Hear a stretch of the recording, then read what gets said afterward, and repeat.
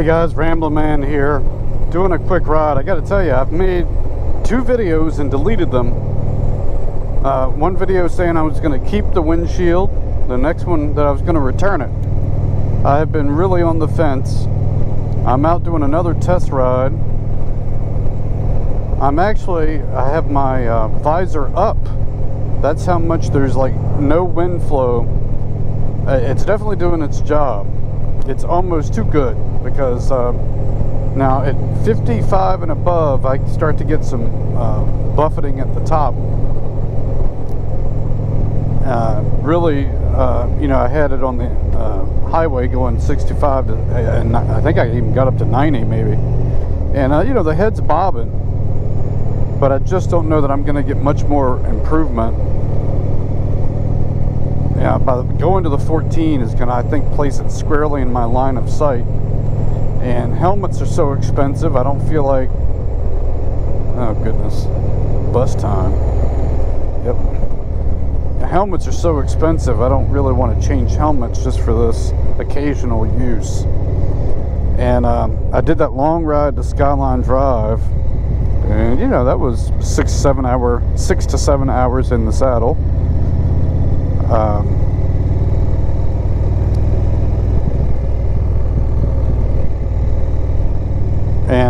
I never felt like I needed a windshield, but I'm really buying this for multi-day trips when there'll be a lot of interstate. And when I have the visors closed, which I tend to wear full face for protection, man, there's just like no airflow.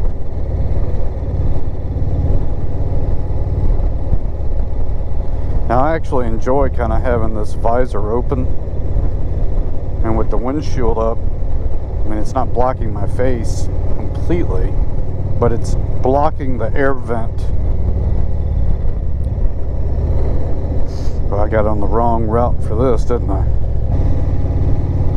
So I remain undecided. I think that I don't really like the idea of drilling the holes higher in this one. You know, I could go either way with lifting this one. It might improve some of the airflow, but it might look silly. And I don't like the idea of buying the taller one and trying to drill the holes lower. So I just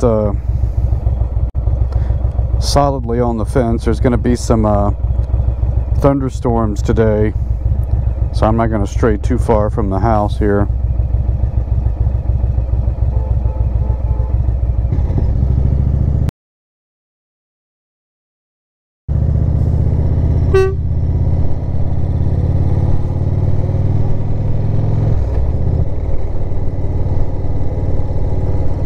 Shut the visor now. You know, I would have thought that the top vent would get plenty of air, but I think with the way the aerodynamics is happening with the windshield, it's going over the top vent and it's going right on the back of my helmet. The other thing with the windshield up is I've got the tint on it, the film on it, so I can keep test riding it, and it's hard to see through, so I feel safer without it on. But I think once I remove that film, obviously it'd be a lot better. It's amazing to me how well it is blocking the wind between that and the soft lowers. Every time I get into the windshield and the buffeting, someone responds that I need to install the fork mounted wind deflectors. So they're already on. Yeah, so when I look down, when I start experiencing some buffeting, is in the 55 range, but it's tolerable. And then as I go faster, obviously it's more noticeable.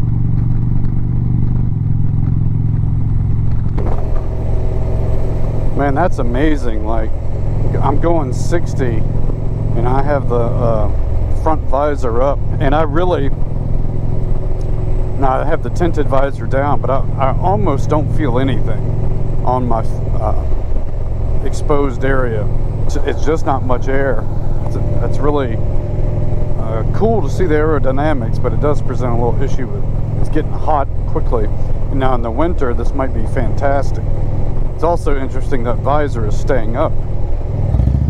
Tell you guys, because I've dropped the bike a couple times doing those slow speed turns, even leaving a stop sign like that, making a left, it's the oddest thing to me psychologically. That is one of the toughest things I feel like I do. And I've been to the Motorman local course, I've practiced in parking lots, but again, practicing, I want to practice the right technique, and I watch so many videos of different people and they make it look so simple, and I don't know why I'm like struggling with it. I saw another company, ClearView, I think, that makes flared windshields like similar to these, and they also have an option. They sell vents in the front, and one of you in the comments brought this up, and you said that they make vents, and I wasn't sure what that meant.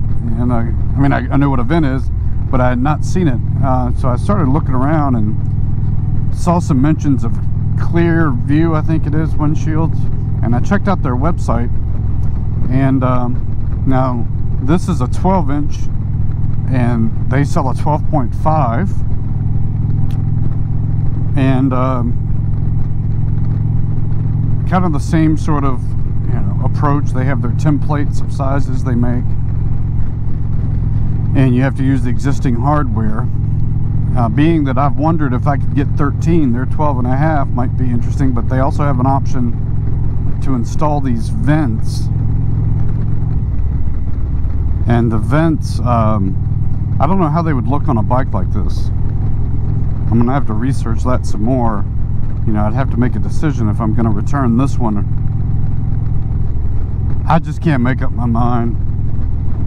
You know, buying one windshield, it's like, okay, it's not that expensive. But you start buying 2, 3 to keep trying them out, and they add up. See, right here, my head is shaking annoyingly, and this is where I'm like, this would be interstate pace, and I don't want my head shaking like this. And for that reason, I'm like, I should probably return it. I think I may end up ordering the ClearView and giving them a shot, but I may hold on to this one so I can compare the two. The problem is, and to compare the two, you've got to either have 2 sets of brackets so you can swap them out, or you got to sit here and take all of it apart and put them back on. I don't know how much half an inch will matter, but between the half an inch and those vents, I got to see what those vents look like. I'm going to see if they can send me some photos.